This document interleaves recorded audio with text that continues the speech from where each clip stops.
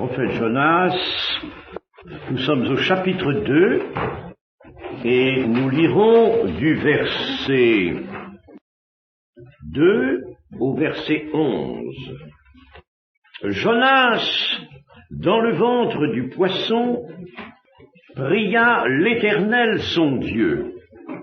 Il dit: dans ma détresse, j'ai invoqué l'Éternel et il m'a exaucé. Du sein du séjour des morts, j'ai crié et tu as entendu ma voix. Tu m'as jeté dans l'abîme, dans le cœur de la mer, et les courants d'eau m'ont environné. Toutes tes vagues et tous tes flots ont passé sur moi. Je disais: je suis chassé loin de ton regard, mais je verrai encore ton saint temple. Les eaux m'ont couvert jusqu'à m'ôter la vie.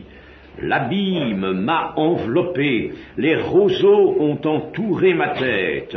Je suis descendu jusqu'aux racines des montagnes. Les barres de la terre m'enfermaient pour toujours. Mais tu m'as fait remonter vivant de la fosse. Éternel, mon Dieu, quand mon âme était abattue au-dedans de moi, je me suis souvenu de l'Éternel, et ma prière est parvenue jusqu'à toi dans ton saint temple. Ceux qui s'attachent à de vaines idoles, éloignent d'eux la miséricorde. Pour moi, je t'offrirai des sacrifices. Avec un cri d'action de grâce, j'accomplirai les vœux que j'ai faits. Le salut vient de l'Éternel. L'Éternel parla au poisson, et le poisson vomit Jonas sur la terre. Amen. Nous voyons ici combien tout lieu, tout habitacle où un homme peut se trouver placé est toujours propice à la prière. Il suffit que le cœur soit rempli du besoin de parler à Dieu et de le bénir. Et partout, Dieu entend. Mais qui a jamais élevé une prière dans les conditions où se trouvait Jonas? Position étrange que celle du prophète et condition désespérée. Jonas se voyait saisi par la mort, sans être mort encore.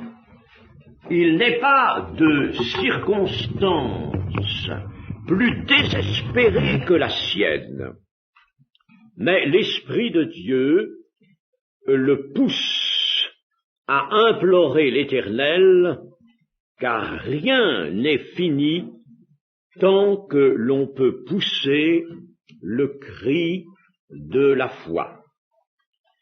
De même, lorsqu'il fuyait loin de la face de l'Éternel, dormant au fond du navire, Jonas avait fait l'expérience que le pécheur ne peut pas se dérober aux yeux et à l'atteinte de l'Éternel.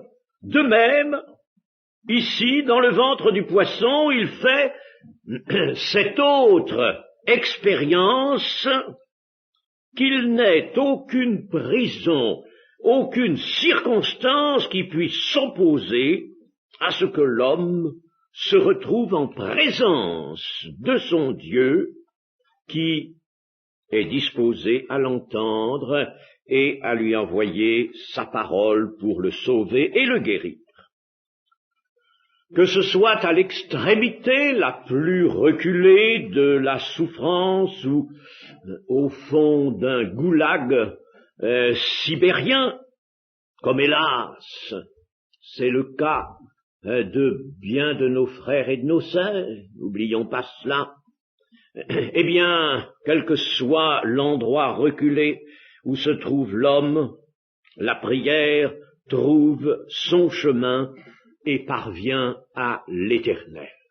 Et nos frères qui sont en effet dans les goulags, c'est-à-dire dans ces prisons sibériennes, et il y en a beaucoup, mes amis.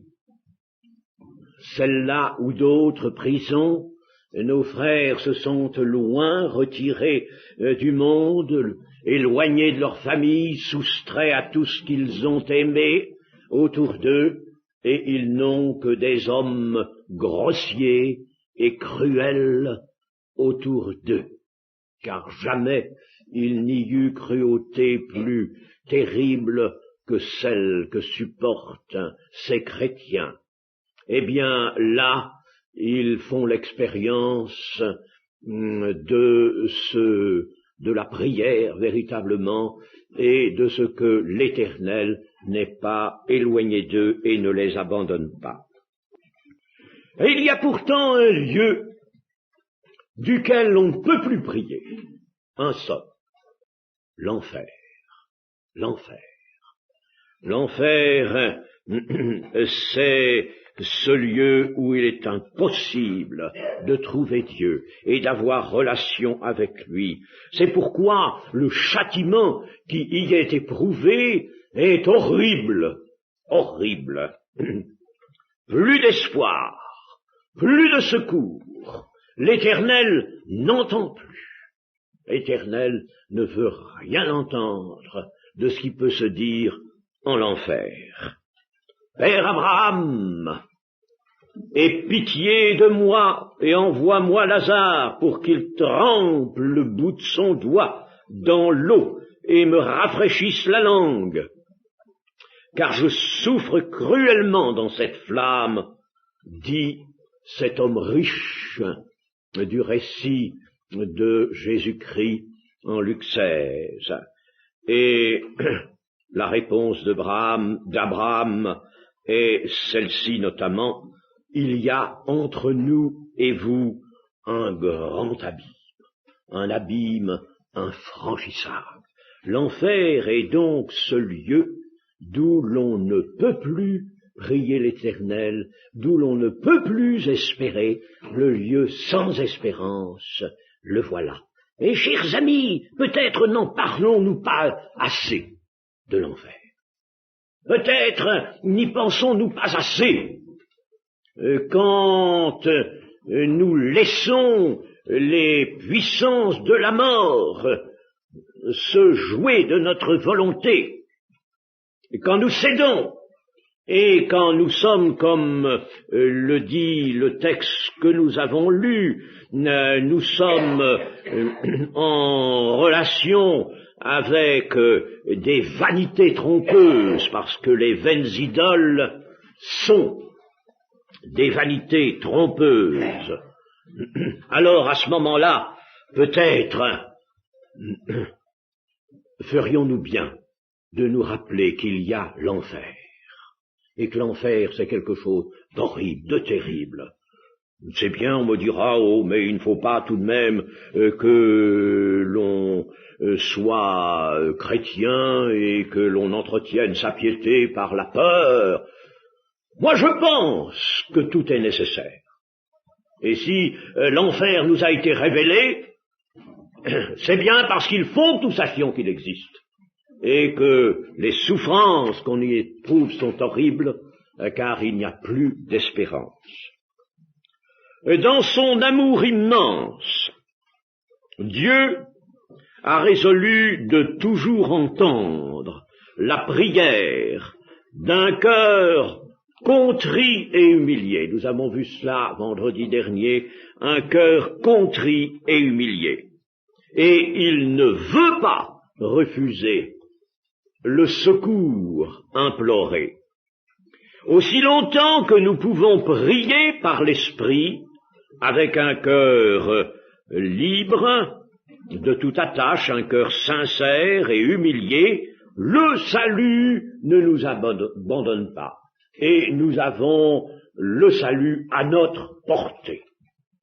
Il peut nous arriver, bien sûr, bien des choses, et les choses les plus graves même. Il peut nous arriver de tomber dans le péché, il peut nous arriver d'avoir offensé Dieu, Mais tant que nous avons la prière, tant que notre cœur est susceptible de pousser vers l'Éternel le cri d'appel, alors le salut ne nous abandonne pas.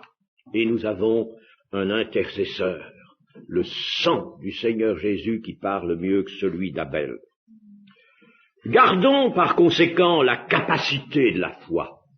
La capacité de la foi. Attention, ce qui est dangereux dans la vie chrétienne, au cours de la vie chrétienne, des vicissitudes de la vie chrétienne, c'est de laisser la foi s'appauvrir. La foi n'est plus nourrie parce que les pensées du cœur se tournent vers d'autres objets, tant d'autres objets. Et alors, nous n'avons plus à notre disposition la foi. C'est ça qui est dangereux. Il faut que nous gardions, par conséquent, la capacité de la foi et celle de l'humiliation. Il faut que nous sachions nous humilier. Je dis cela, chers amis, en connaissance de cause, et je sais les secrets, dirait-on, du ministère pastoral nous permettent de faire des expériences. Je sais qu'il y a beaucoup de cœurs chrétiens, hélas, qui ne peuvent pas se départir de l'orgueil. Il y a un orgueil spirituel. C'est une chose terrible, il faut le dénoncer cela, l'orgueil spirituel. Il y a un orgueil. Et il arrive souvent qu'une personne en difficulté, un chrétien en difficulté, entende le conseil qui lui convient, le bon conseil, et puis le repousse par cet orgueil qui ne veut pas désarmer. Non, moi, j'ai fait tout ce qu'il fallait. Non, moi, je sais cela. Oui, moi, je suis bon chrétien, etc. Un orgueil. On ne sait pas s'humilier. Et s'il n'y a pas d'humiliation, ferme la porte à la prière. Une prière qui sort d'un cœur encore ravagé par l'orgueil, un cœur hautain, est une prière qui ne peut pas atteindre l'Éternel. Une prière qui retombe, aussitôt prononcée. Alors ça, ce sont des choses qu'il faut savoir. La vie chrétienne n'est pas faite que de douceur, n'est pas faite que de facilité, loin de là. Dans la vie chrétienne, il y a de la souffrance. Et nous avons une souffrance nécessaire, qui est celle que nous procure la lutte contre le péché, par conséquent contre l'orgueil. Lutter jusqu'au sang, nous dit l'Écriture. Tant cette lutte est indispensable. Et si on se refuse à cette lutte, ainsi on entretient en son cœur cet orgueil, un orgueil qu'on a qualifié d'orgueil spirituel, oui, en effet, parce qu'il se pare d'un aspect spirituel, eh bien, on se ferme à Dieu, et on se place dans une situation grave, terrible. Les amis, j'ai eu devant moi, et je pense que cela arrive à tout pasteur, des personnes à qui j'ai dit pourtant avec ménagement ce qu'il fallait leur dire, et bien entendu leur montrer une attitude qui n'était pas bonne, un comportement qui était contraire à l'Évangile, et puis ces personnes regimber, dire non, ne pas vouloir. Mes amis, quand on voit cela, il m'est arrivé de dire avec toutes sortes de précautions à quelqu'un, vous avez exercé, ce que vous appelez un don spirituel, on vous a laissé faire pour ne pas troubler le culte, mais voyons, réfléchissons, examinons les choses, vous voyez bien que ce don n'était pas le produit du Saint-Esprit, ce don, voyez, il ne va pas, il y a quelque chose à revoir, il faudrait que vous demandiez au Seigneur, qui sans doute vous a donné des dons, mais enfin, que vous lui demandiez de redonner peut-être aux dons qu'il vous a destinés une réalité authentique, mais là il n'y est plus dans la réalité. Et puis ces personnes dirent, moi, le don que j'exerce, c'est le Saint-Esprit qui me l'a donné, c'est le Saint-Esprit. J'ai vu cela, chers amis, et impossible de faire admettre à cette personne que son don n'était pas authentique, alors que toute l'assemblée l'avait ressenti ainsi. Alors, vous savez, c'est quelque chose qui vous déchire, ça. De voir quelqu'un qui est chrétien et qui est tenu par l'orgueil à ce point-là. Alors, si je vous dis ces choses, chers amis, c'est parce que nous avons tous, sans exception, besoin de délivrer notre cœur des liens de l'orgueil. Sans ça, il n'y a rien à faire. Alors il faudra peut-être que le Seigneur nous jette nous aussi dans l'abîme et nous fasse avaler par un poisson. Rappelons-nous qu'avec la foi et la puissance de la prière, le royaume des cieux est forcé. Dans le ventre du poisson, Jonas prononce déjà cette prière. Dans ma détresse, j'ai invoqué l'Éternel, et il m'a exaucé. Du sein du séjour des morts, j'ai crié, et tu as entendu ma voix. Tu m'as jeté dans l'abîme, dans le cœur de la mer, et les courants d'eau m'ont environné. On peut être étonné que cette prière soit formulée au passé. Dans ma détresse, j'ai invoqué, il m'a exaucé, si bien que les commentateurs dont la foi est un petit peu étriquée, pour ne pas dire plus, ont dit, oh mais Jonas a prononcé ça après, quand il a été en dehors du ventre du poisson, mais c'est pas ce que dit l'Écriture. Jonas, dans le ventre du poisson, pria l'Éternel son Dieu, il dit, alors, je fais mentir l'Écriture. Ben, voyez-vous, il faut faire attention à cela. C'est pour accorder un petit peu le texte avec ma jugeote, je fais mentir l'Écriture. Non, c'est dans le ventre du poisson qu'il parle au passé. Et c'était en effet la forme qui convenait. Parce que Jonas avait déjà eu de précédentes occasions d'invoquer l'Éternel, comme nous en avons eu aussi. Il pourrait nous arriver une détresse, nous avons déjà eu l'occasion d'invoquer l'Éternel. Il avait déjà connu des circonstances difficiles, c'est pourquoi il parle au passé, mais un passé dont il veut faire un présent. Tu as entendu ma voix, Seigneur, et tu voudras l'entendre encore en cette immense détresse où je suis. Tu as entendu ma voix, tu m'as délivré déjà de la détresse, alors si tu m'as délivré maintenant, tu me délivres encore. Voilà comment il faut comprendre cette prière. La foi peut d'ailleurs s'exprimer au passé. La foi peut s'exprimer au passé, très bien. Et n'oublions pas que quand nous prions avec la foi, c'est le Saint-Esprit qui prie en nous. Alors, s'exprimer au passé parce que la foi va jusqu'à saisir à l'avance ce qui n'a pas encore été manifesté. Jésus nous a bien dit, si lorsque vous priez, vous ne doutez pas en votre cœur, et si vous croyez que ce que vous demandez en priant, vous l'avez reçu, si vous croyez que vous l'avez reçu, vous le verrez s'accomplir. Alors, il est tout à fait plausible que l'on parle au passé, et c'est ce que fait ici, conduit par l'Esprit, le prophète Jonas. Jésus, devant le sépulcre de Lazare, peut dire « Je te rends grâce de ce que tu m'as exaucé ». c'est fait, c'est au passé, pourtant Lazare n'est pas encore ressuscité.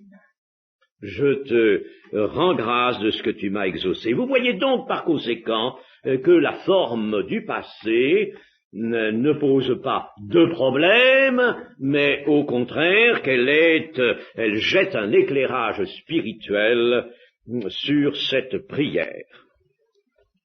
Et puis Jonas, animé par l'esprit, se trouve dans la position de ces hommes que nous appelons d'un terme général le psalmiste. Et il emprunte notamment une prière, la prière du psaume 120, début du psaume 120, verset 1. Dans ma détresse, c'est à l'Éternel que je crie, et il m'exauce. Éternel, délivre mon âme de la lèvre mensongère, de la langue trompeuse. Dans ma détresse, c'est à l'Éternel que je crie et qu'il m'exauce. Dans ma détresse, j'ai invoqué l'Éternel et il m'a exaucé. Même inspiration que celui du psalmiste, donc, même cri. Et cela est pour nous un sujet de réflexion. Il y a tant de paroles qui, dans les psaumes principalement, ont jailli d'un cœur humain, comme si c'était d'une autre. Et ces paroles, elles sont là, dans la Sainte Bible, à notre disposition, nous les saisissons, nous les retrouvons, elles sont nos paroles, elles sont nos prières. Pas littéralement, naturellement, mais nous sommes dans les diverses circonstances où le psalmiste s'est trouvé, où les auteurs des psaumes se sont trouvés, David par exemple, eh bien, nous nous trouvons, nous, dans des situations comparables, analogues, et le Saint-Esprit nous pousse vers une prière du même ordre que la leur, quelquefois empruntant les mêmes termes qu'eux. L'Esprit donc nous aide et nous communique même les paroles qu'il faut dire devant Dieu. Qui, par exemple, n'a pu dire d'un jaillissement de son cœur, « Mon âme soupire après toi, ô Dieu, mon âme a soif de Dieu. » Qui n'a pas, à certains moments, dit cela parce que c'était véritablement le cri de son cœur? Et si nous lisons le psaume 119, et nous ferons bien de le lire et de le relire, eh bien, nous nous sentirons associés aux magnifiques paroles que contient ce psaume. Et vraiment, nous dirons cela, c'est bien notre foi à nous qui s'exprime par les mêmes paroles ou dans les mêmes pensées. Ainsi, Jonas retrouve par le souffle de l'esprit les paroles qui ont autrefois charmé son âme et que sa désobéissance avait éteinte en lui. Oui, la désobéissance, surtout si elle est perpétuée, la désobéissance éteint en nous le jaillissement des bonnes paroles. Ah, chers amis, Jonas a fait cette expérience. Ces paroles lui ont été comme rendues par l'Esprit lorsqu'il fut dans le ventre du poisson. Tu m'as jeté dans l'abîme, dans le cœur de la mer, et les courants d'eau m'ont environné. Il y a là une description qui est très étonnante. Les courants d'eau m'ont environné, toutes tes vagues et tous tes flots ont passé sur moi. Et puis au verset 6, les eaux m'ont couvert jusqu'à m'ôter la vie, l'abîme m'a enveloppé, les roseaux ont entouré ma tête. Que veut-il dire?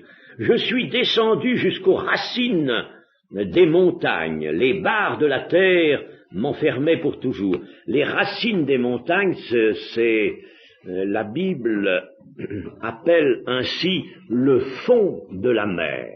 Le fond de la mer, en somme, est comme le point de départ des hauteurs de la terre. C'est comme la base, n'est-ce pas, de la terre.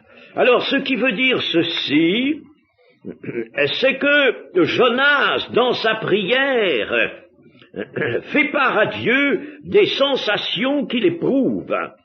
Transporté qu'il est jusqu'au fond de l'océan, entendant même ce qu'il appelle les roseaux, c'est-à-dire le frottement des grandes herbes marines le long de cet étrange vaisseau qu'est le corps du poisson qui le transporte. Le requin passe à travers ces herbes qui frottent sur son corps. Il entend tous les bruits, il entend le bruit des flots, il entend ce frottement.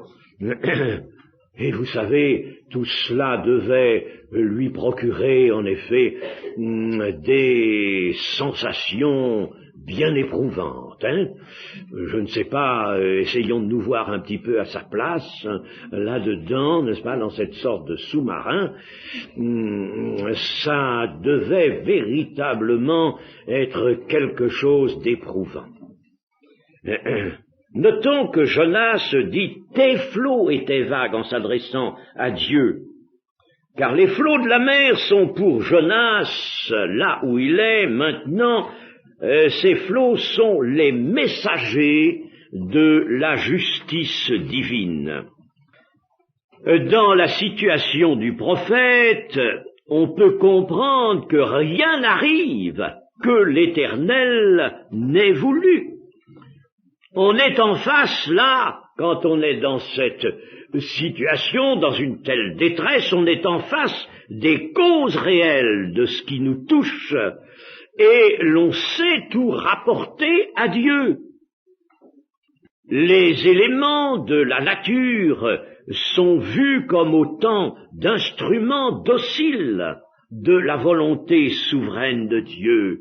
Ah, quand on est dans la détresse, on a la foi, et la foi nous représente bien des vérités. Vous voyez, et pourquoi n'a-t-on pas toujours cette foi? Parce qu'on est trop bien dans la vie à certains moments, on est trop à l'aise, et puis la foi s'endort. Mais là, elle est stimulée, vous savez, quand on est dans la position d'un Jonas. Emprisonné qu'il était dans une prison vivante, mais dans un lieu obscur, soustrait à l'existence normale de l'homme sur la terre, il glissait au sein des abîmes, entendant autour de lui le bruit des flots et de cette végétation qui frotte le long des flancs du poisson, et cela pendant 3 jours et 3 nuits, interminable, ça a dû être long. 3 jours et 3 nuits, là, en se sentant emporté tout à coup par ce vigoureux poisson qui fait un tas de prouesses. On le sait, les requins font toutes sortes de prouesses dans l'eau. Ça devait lui sembler long. Et c'est là qu'il priait. Bien sûr, la prière qui nous est donnée n'est qu'un petit condensé de cette prière de Jonas. Il est certain qu'il a dû passer tout ce temps à prier son Dieu. C'est pas là qu'il songeait à dormir, comme dans le fond du navire, n'est-ce pas? Il s'agissait plus de dormir, là. Il s'agissait de rester éveillé, de prier. Et nous avons encore là une illustration. Le Seigneur nous veut dans ce monde, non pas peut-être dans la détresse d'un Jonas transporté par un requin, mais il nous veut là dans une attente, l'esprit éveillé. C'est la grande recommandation du Seigneur. Veillez et priez en tout temps. car vous ne savez pas quand viendra votre Seigneur. Vous ne savez pas, et vous ne pourrez pas le savoir. Et le chrétien le plus vigilant ne pourra pas le savoir. Et quand mon âme était abattue au-dedans de moi, je me suis souvenu de l'Éternel, au verset 8.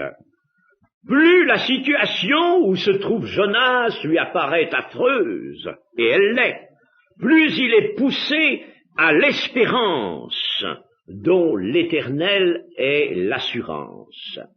Il désire ardemment pouvoir se rendre encore dans la maison de l'Éternel. Et il dit, ma prière est parvenue jusqu'à toi dans ton saint temple. Et puis au verset 10, pour moi je t'offrirai des sacrifices avec un cri d'action de grâce. J'accomplirai les vœux que je t'ai faits. Et ajoutons ceci entre parenthèses, car je ne les ai pas toujours accomplis. Je ne les ai pas toujours accomplis, alors je les accomplirai. Il désire ardemment pouvoir se rendre encore dans la maison de l'Éternel et s'y retrouver en communion de prière et d'action de grâce avec des frères et des sœurs. Mais nous qui en avons maintenant le moyen, puisque nous sommes libres, pourquoi boudons-nous nos réunions de prière? Pourquoi préférons-nous d'autres occupations? Ou bien pourquoi cédons-nous à la paresse, ou à la peur quelquefois, ou à nos pauvres petits empêchements? Oh, ce soir il pleut. Oh, il fait froid ce soir, il fait trop froid. Et puis, vous savez, revenir de la réunion à 8h30 même, c'est un peu dangereux. Oh, et puis ce soir, je suis fatigué, j'ai pas bien dormi la nuit dernière. Et il faut que notre Dieu entende tout cela. Il faut ou s'il ne l'entend pas, si nous ne le prononçons pas, il le lit au fond du cœur. Il le lit au fond de notre cœur. Il fait froid, il fait chaud. C'est trop chaud.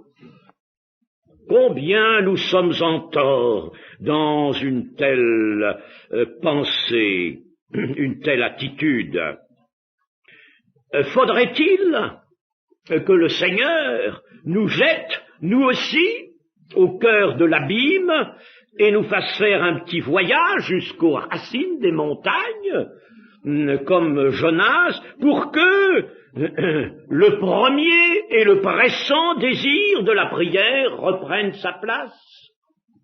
Quand je vais dans les assemblées, j'assiste à des réunions de prière, alors souvent, le pasteur me dit, en voyant beaucoup de chaises vides, il y a le quart, quelquefois on va jusqu'au tiers. Le tiers des effectifs, de l'effectif de l'Assemblée. Oh ben ils habitent un peu loin, hein. Vous voyez, ils sont pas là. Alors la prière se fait avec des bancs très parsemés. Alors est-ce que, je vous pose la question, est-ce que le zèle de l'Éternel, de la maison de l'Éternel nous dévore? Ou si nous sommes dévorés par autre chose, nous? Est-ce que le zèle de la maison de l'Éternel, qui est une maison de prière, nous dévore?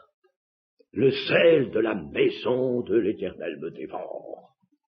Chers amis, c'est véritablement, nous sommes en faute. Nous manquons à vraiment cet amour que nous devons. Si nous avions l'amour de l'Éternel, nous aurions l'amour de sa maison, l'amour de l'Église, c'est-à-dire de notre rassemblement, simplement, d'être avec nos frères et nos sœurs pour constituer un corps. Et nous irions à notre réunion de prière. Ne pouvons-nous pas, dès maintenant, alors que nous sommes tranquilles, alors que le Seigneur nous bénit, alors que nous sentons que nous avons en nous les puissances de la vie nouvelle, ne pouvons-nous pas être fidèles et aller à notre réunion de prière? Je vous disais l'autre jour, mais la prière, il devrait y en avoir tous les jours dans une église. Ne pouvons-nous pas y aller? Voyez quel retour Jonas ne fait-il pas sur ses négligences, car le verset 9, je vais le traduire autrement, je n'aime pas trop la traduction que nous avons ici, ceux qui s'attachent à de vaines idoles éloignent d'eux la miséricorde. Voici une autre traduction qui est préférable. Ceux qui s'adonnent aux vanités trompeuses, et pas aux vaines idoles, aux vanités trompeuses, abandonnent leur grâce, ou s'éloignent de la miséricorde, mais j'aime mieux, abandonnent leur grâce. Quelle grâce? La grâce que le Seigneur leur destine. Ceux qui s'adonnent aux vanités trompeuses, et les vanités trompeuses sont quelquefois apparemment peu de choses, c'est simplement le petit intérieur bien douillet, bien chaud, que l'on a chez soi. Je n'ose pas dire, pourrais-je dire une chose pareille, c'est l'écran de télévision, peut-être. Mes chers amis, je peux le dire tout de même, parce que ce n'est pas une fois, mais 2 ou 3, que m'étant trouvé dans une assemblée, je pense particulièrement à une certaine réunion un soir, une grande assemblée, et l'heure étant venue, on commence la réunion, or il y avait une assistance plutôt maigre, et pourtant ça avait été annoncé, encore même à la réunion de l'après-midi, où il y avait pas mal de monde, ça avait été annoncé pour le soir, on devait étudier un certain sujet dans la Bible, et puis alors je regarde le pasteur, je lui dis, tiens, comment ça se fait que tous ceux qui étaient là cet après-midi sont pas revenus, comme il en manque beaucoup? Il a hoché la tête. Il m'a dit, frère, ce soir, il y a un grand match à la télévision. Oh! Je dis, Seigneur, Seigneur, comment faut-il te prier maintenant? Que faut-il faire, Seigneur? Ils sont devant l'écran de télévision. Nous avons bien dit, et cela est vrai, résulte d'une connaissance véritablement de la parole de Dieu, c'est que le soir, c'est là surtout qu'il faut veiller. Veiller, ça veut dire utiliser les veilles, c'est-à-dire les heures du soir. Et le soir, avons-nous dit, une fois, est le dimanche de la journée. Et c'est précisément ce moment-là qu'il faudrait utiliser pour venir glorifier le Seigneur, pour venir le prier, pour venir le louer. Alors, si on est en train de regarder un western ou je ne sais quoi d'autre, n'est-ce pas? Eh bien, alors là, évidemment, tout est supprimé, puis l'habitude est vite prise, alors ce sera fini. La vigilance du soir, elle est rayée du programme. C'est vrai ou c'est pas vrai? Alors enfin, il faut dire les choses, si on ne veut pas dénoncer ce qui est mauvais. Alors c'est qu'on veut bien que ses frères et ses sœurs se laissent aller et encourent le risque de la mort. Si vous marchez, vivez selon la chair, vous mourrez, c'est pas moi qui le dis, c'est Paul qui le dit à des chrétiens. Alors tout de même, il faut que la parole de Dieu nous serve à quelque chose, et essentiellement à nous remuer, à nous secouer, et à nous ramener à de sages pratiques. Donc Jonas, lui, s'était attaché à des vanités fausses et trompeuses avant. Et il le sait bien, et là, dans le ventre du poisson, il réalise qu'alors il avait perdu la grâce de son Dieu. Aussi, lorsque l'Éternel l'appela pour aller le servir à Ninive, il fut incapable d'obéir, et à ce moment-là, il avait en son cœur déjà, il ne l'a pas trouvé au dernier moment, il avait déjà en son cœur la pensée de Tarsis, c'est-à-dire de ce lieu dont la renommée, qu'il avait sans doute caressé dans sa pensée, la renommée faisait de ce lieu le paradis des plaisirs de la terre. Et il se dit, moi, je vais à Tarsis. L'occasion est bonne, Ninive, ça ne va pas pour moi, c'est dangereux. Et comme il faut que j'aille quelque part, comme je me libère, je vais à Tarsis. Il avait ça déjà dans la pensée. Et quand notre cœur à nous porte à désirer de participer au bien des autres hommes, au bien de la terre, à une aisance trop poussée, à des plaisirs, à des amusements, à des fréquents voyages très distrayants, eh bien c'est alors que nous sommes prêts à poursuivre les vanités trompeuses, et nous ne pouvons plus servir Dieu sous la direction de Jésus-Christ. Ceux, avons-nous dit, qui s'adonnent aux vanités trompeuses abandonnent leur grâce. La grâce dont ils ont besoin pourtant, ils abandonnent leur grâce, la grâce dont ils ont besoin et que le Seigneur tenait prête. Le Seigneur l'avait là, dans la main, cette grâce. Et il attendait que son enfant vienne la chercher, la prendre. Et le Seigneur est resté là avec son bras tendu et sa grâce. Et puis l'enfant n'est pas venu la prendre. Alors le Seigneur l'a ramené à lui, cette grâce. Il avait donc une grâce. Ils abandonnent la grâce que Dieu était prêt à leur donner. Ils ne sont pas venus la prendre parce qu'ils s'adonnent aux vanités trompeuses. Ah, ces leçons sont peut-être un petit peu bousculantes, remuantes, mais ne faut-il pas ça, chers amis? Ne faut-il pas ça? J'entendais un jour un homme de Dieu qui faisait des reproches à quelqu'un et qui disait « Mais vous n'avez pas été avertir votre frère de l'erreur qu'il commet, voire même de la désobéissance dans laquelle il est en train de s'engager, vous n'êtes pas allé lui dire ?» Alors, ce quelqu'un disait « Non, je ne l'ai pas fait, je le ferai peut-être, je ne l'ai pas fait, non, je ne l'ai pas fait. » Alors vous n'aimez pas votre frère, alors vous ne l'aimez pas. Et c'est vrai, chers amis, si nous nous aimons, et si ceux qui ont à vous parler de la part de Dieu vous aiment, il faut qu'ils vous avertissent, il faut qu'ils vous disent comment on peut très bien s'adonner aux vanités trompeuses, se laisser aller à la douceur de vivre une vie selon la chair, car nous retombons dans une vie selon la chair, et la mort est là. Alors, faisons-nous aussi état de cette expérience du prophète Jonas, qui va conclure « Le salut vient de l'Éternel ».